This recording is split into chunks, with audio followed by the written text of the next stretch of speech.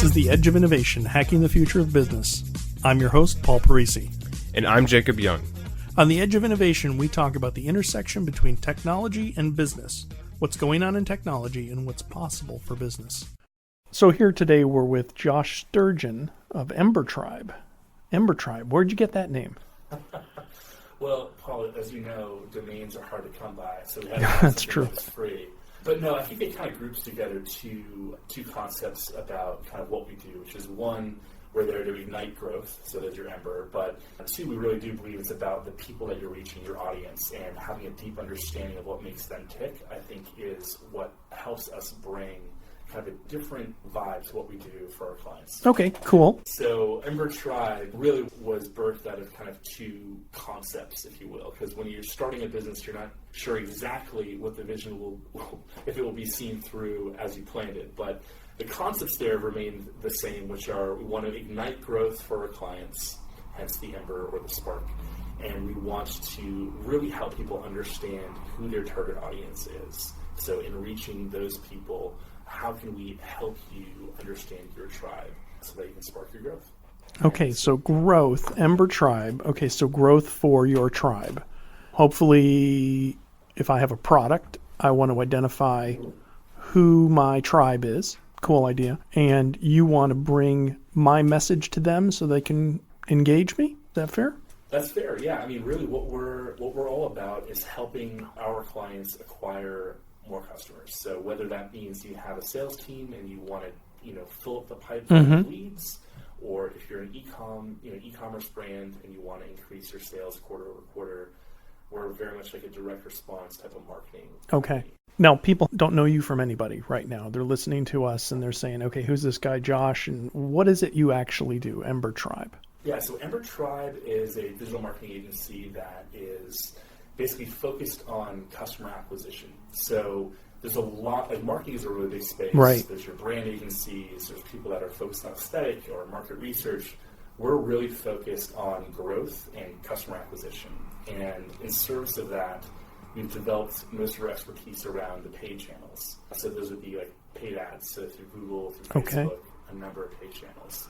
All right, well, hold on. So let's imagine we're talking to general people out there that aren't in this space. I want to try and make this a little more accessible to them. Who am I in the organization that might call you? Am I the chief marketing officer? You're dealing with, I know you deal with a lot of startups and they haven't even identified all the roles that have to be there. So in a traditional, a little bit more mature company that's been out there, who is it that is calling you? Sure.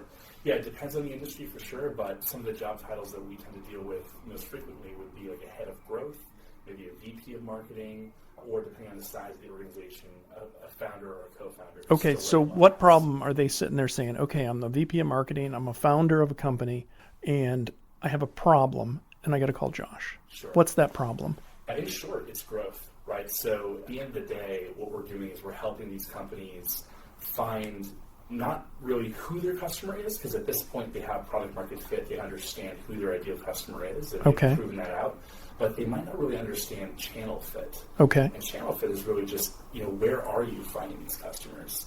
And how can we determine which channels are going to scale for us and give us really a lot of runway to grow our app, to grow our business, whatever it might be. Okay. So I would say we're talking to whoever is tasked with filling the sales pipeline, whoever is tasked with crushing their kind of revenue records for that quarter, or for that year, and they know that they have a great product, but they're not exactly sure how to deploy a marketing strategy that's going to allow them to scale over the long term. Okay, so now I would have thought the VP of marketing would have done that. So do you augment that? Do you make them obsolete? Do you basically make them a hero or a star?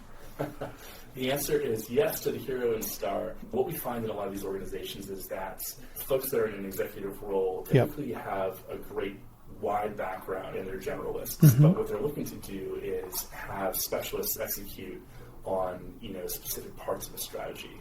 But those folks become more of the ringleaders of making sure that the P&L is intact, making sure that they're distributing budget appropriately. And what we're able to do is go very, very deep into this one area of what we call paid acquisition. So developing new business through paid traffic.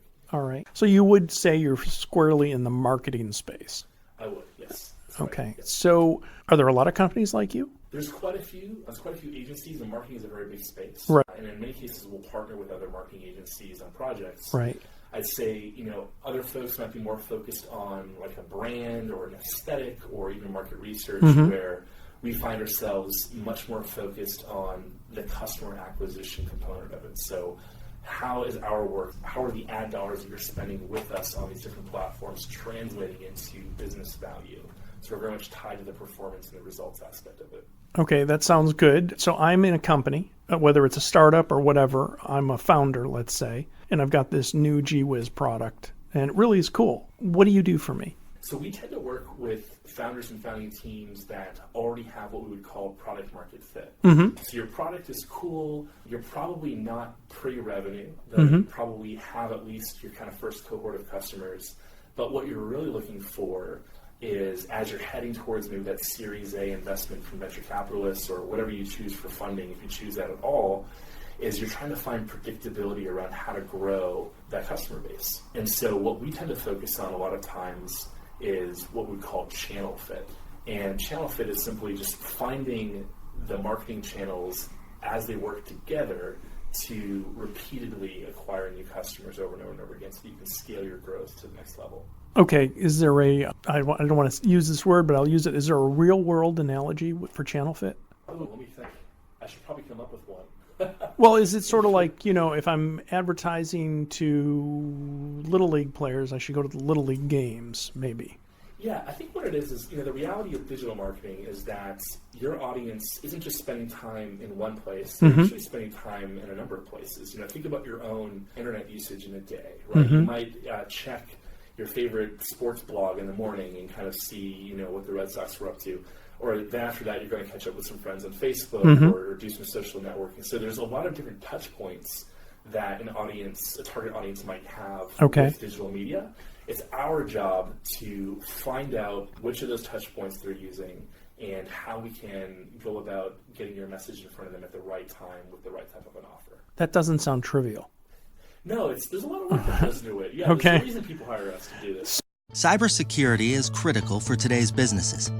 Savior Labs is a Boston cybersecurity firm that cares for your business and your team.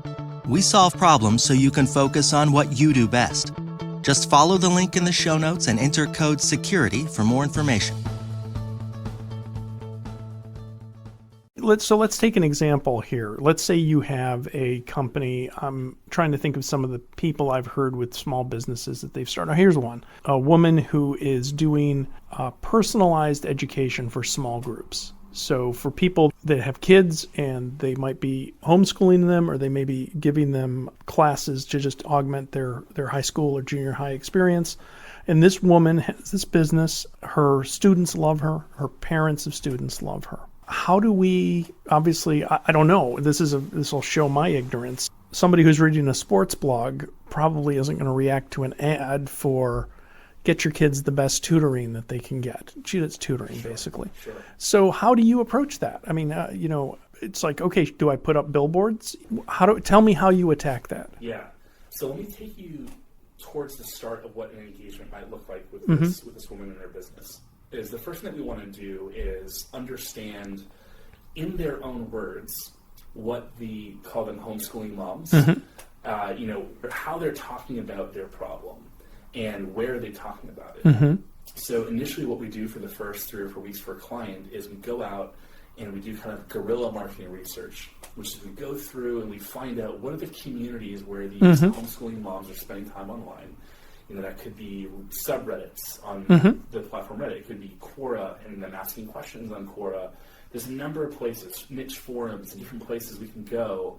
And then again, in their own language, understand how homeschooling moms are describing the challenges that they face when trying to find personalized curriculum. Okay. And in that stage, oftentimes what we find is it challenges a founder's assumptions about what makes their audience tick. That's really, really important because as a busy business owner, it can be difficult to kind of stop and smell the flowers a little bit about what your customers are saying, right? You have so many things to do that you can kind of form these rock-solid assumptions about who your audience is and what makes them tick. Right. So we try to shatter some of those, but we also, in a very practical sense, want to think about the language that people are using to describe their problem so that we can use that in our ad creative, right? So if, let's say, the research indicates that homeschooling moms just feel like all the existing solutions out there are too expensive, maybe we're taking more of a price-conscious angle, and we're going to frame that value proposition of that business owner along those lines, right? So I think that initial research does a couple things. It helps us identify some of the platforms where we could reach these homeschooling moms, but it also gives us some more language to use in our ad creative and ad copy to get them to take the action that we like them to take. Okay. Again, I'm not an expert in this. I don't even play one on TV, and certainly our listeners are going to be all over the spectrum. Are there ways in which I can actually target these people by these demographics? There sure are. Yeah, and so let's call every major platform, and to call those out, I would say Facebook and Instagram, Google, which would include YouTube. These are massive platforms with billions of users. And you and I, we use them every day. And so, the beauty of that for advertisers and for business owners is that over time, these platforms gain an incredible understanding about what makes their users tick. And then they kind of rent that out to advertisers in a sense, right? Okay. So if we wanted to form a campaign for this particular client, we would say, okay, we're thinking about moms, maybe between the ages of 30 and 45, and here's some other interests that they may have, some things that are like a good proxy for us to identify them as a good fit for these products. And that gives us a really good starting point for how to reach maybe that initial audience segment. There's other more advanced ways that it can be done as well, but that's at least a good starting point. Do you guys go and create a persona? We do. So we try to do that in the first few weeks, and we don't spend too much time dressing it up and calling it Sally, Sue, whatever, using alliteration. We really do just try to figure out who are the distinct different segments in this audience. Is it a mom? Is it a dad? Is it a single parent?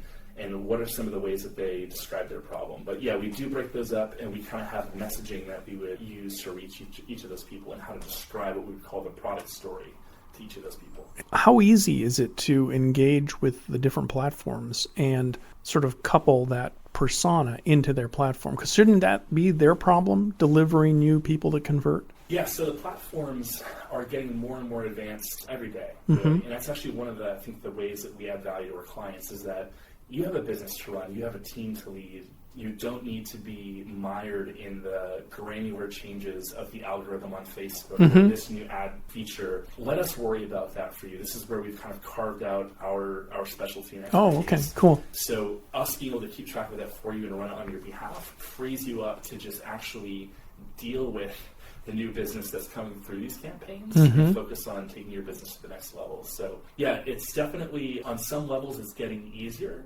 On other levels, it's getting more complex. You can get into that if you want, but it's definitely changing. That's the one. Yeah, that's true. It's changing every day. So, let's go down this path a little bit. So you have the ability to target certain people. I would imagine the more specific a product. I'm looking around and trying to find a product. We have a Canon printer here.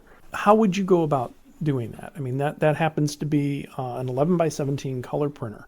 Is that too specific, or is it too small of a targeting market, or?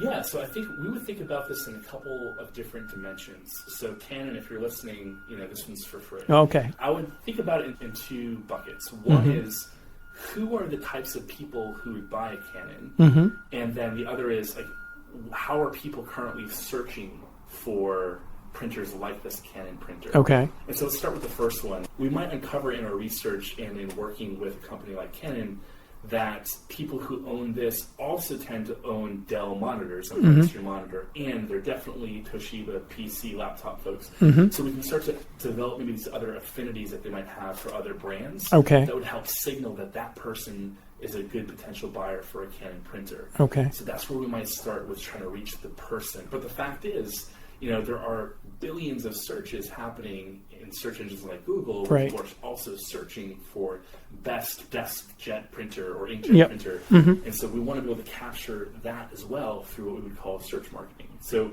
this is where we start to unroll what we call a multi-channel strategy. Okay. Let's go directly to the people who could be a good fit for this, but let's also capture the searches where people are already looking for this type of a product. Okay, so now how does that differ when we start to move towards a new hiking boot that's coming out? Yeah, so that's a great question. I think what would change, actually what we see often with our startup clients is that what they're doing is so new and so innovative that there's not really a category for it yet.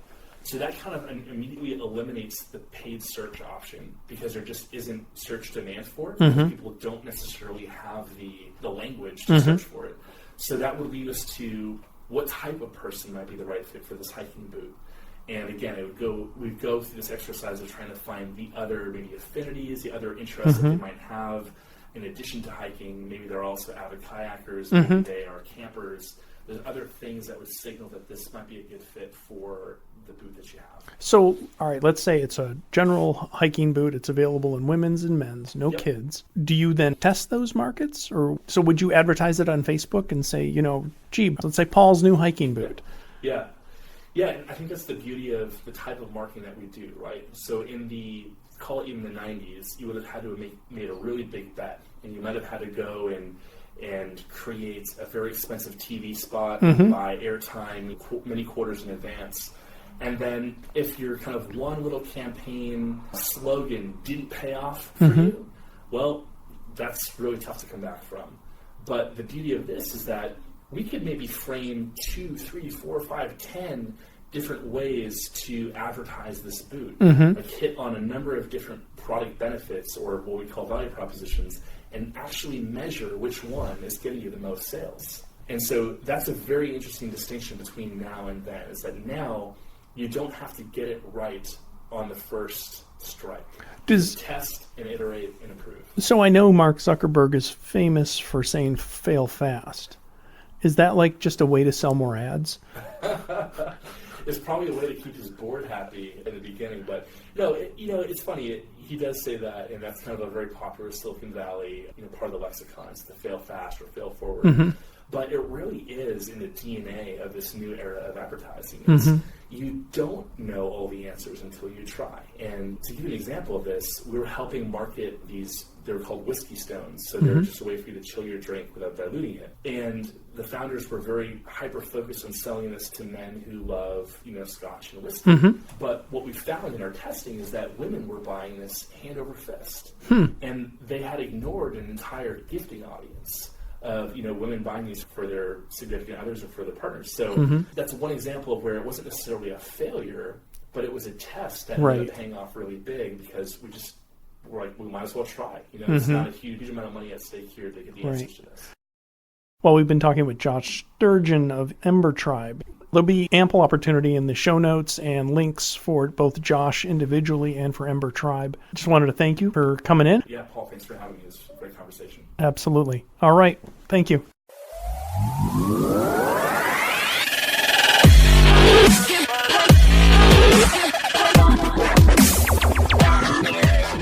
The Edge of Innovation is brought to you in partnership with Savior Labs. Savior Labs exists to help businesses mature and strategize for the future.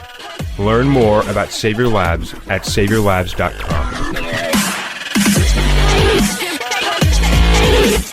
Thank you for listening to this episode of The Edge of Innovation, Hacking the Future of Business. For the show notes and more information about Paul, please visit paulparisi.com. The Edge of Innovation is produced by Jacob Young in conjunction with copious amounts of coffee. Music on today's episode was from bensound.com. Paul can be found on Twitter at pdparisi and on LinkedIn at linkedin.com/pdparisi. This episode, like all our episodes, is transcribed and available at paulparisi.com. Thanks for listening, and we'll see you next week.